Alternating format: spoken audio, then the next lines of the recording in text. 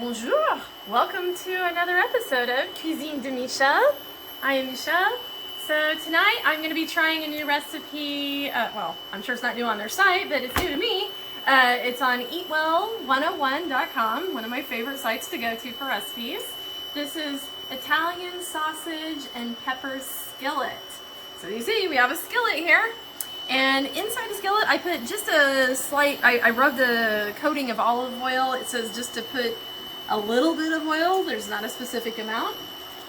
To that, it's on medium heat, by the way. I don't know if I said that already. To that, we're going to be adding spicy. It says spicy, so I bought hot Italian sausage links.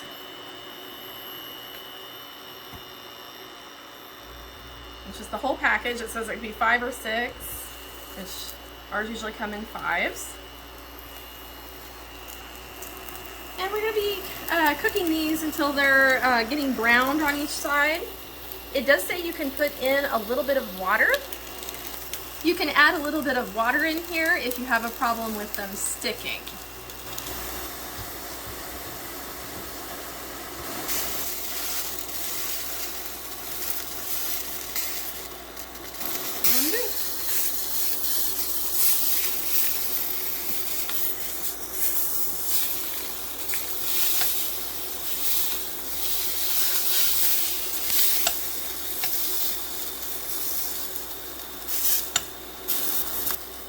Okay, so they've been cooking for a few minutes. You can see they're kind of browned all over. I don't think it has to be exact because it does say that you do not need to cook them all the way through at this point. So we are going to take them out of the pan and put them onto a cutting board because we will be cutting them up, so be sure you put them on a cutting board.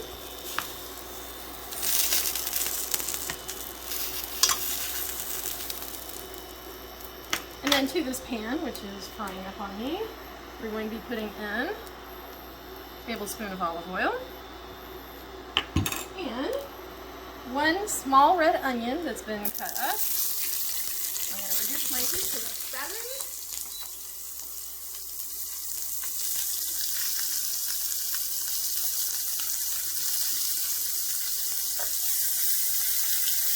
And get them stirred up for a second there.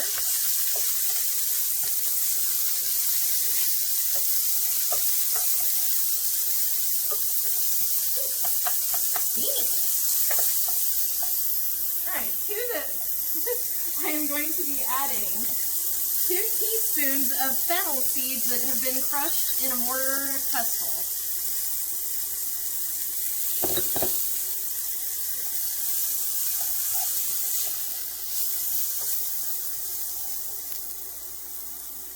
And then just a pinch of red pepper flakes.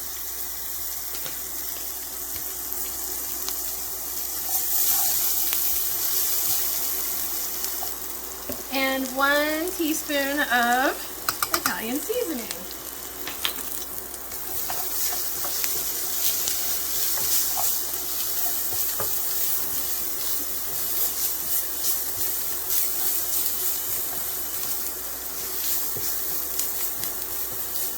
Okay. I'm going to let those saute for just another minute here. Soften up a little bit. Okay, so I sauteed that for just a moment, and now to this I'm going to be putting in 4 minced garlic cloves,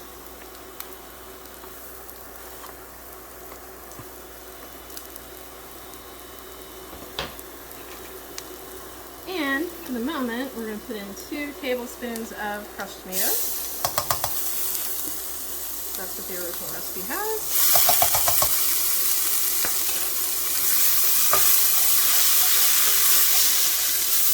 And it says to saute that for about a minute.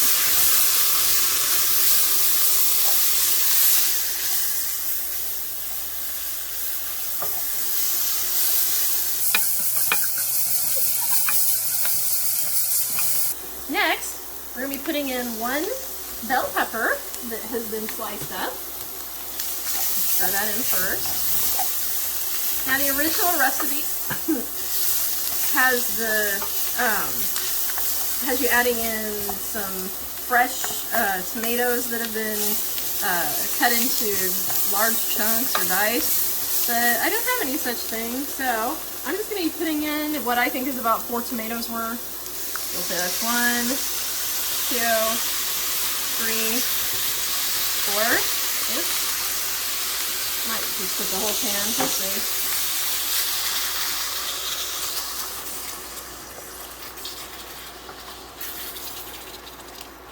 We're going to get that in there.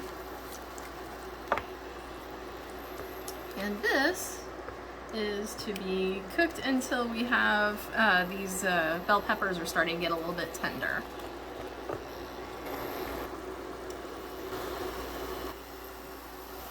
Okay, so I have been cooking these for a few minutes, probably maybe like 3 or 4, just to get the, like I said, the peppers need to be kind of crisp tender.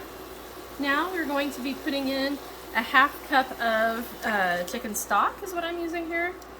It does say you can use chicken broth in the recipe.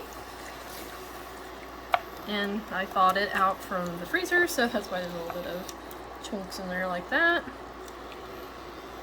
Stir that in. And it also says we're going to want to adjust our seasoning with some salt and pepper, so I'm just going to put some salt and some pepper.